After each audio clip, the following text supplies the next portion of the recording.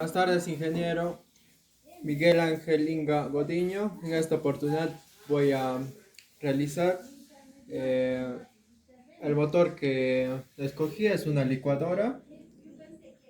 Como se ve, voy a describir sus características del motor, del rotor, del estator.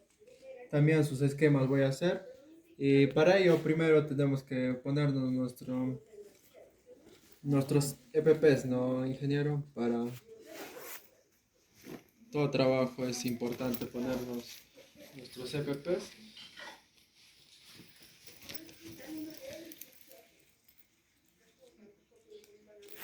Para ello también unos guantes.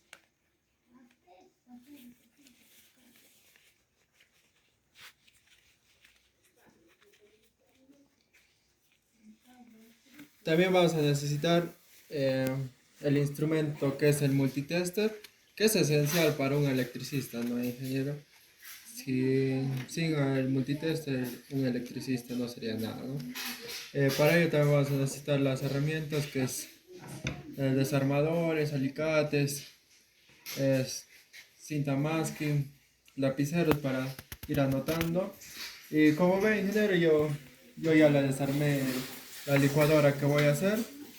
Eh, Aquí, como puede ver, es una licuadora. eh, es como sus características acá, no sé si lo logra ver. Es una licuadora práctica de 450 watts. Es una licuadora, es un motor universal, ¿no, ingeniero? Ya que todos estos artefactos son motores universales. Eh, Trabaja con una tensión de 220 voltios.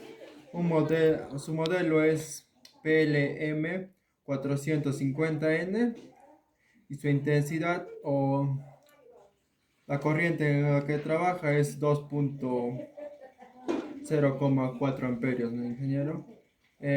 Trabaja a una frecuencia de 60 Hz. eh, el motor ya es de 3 velocidades este motor.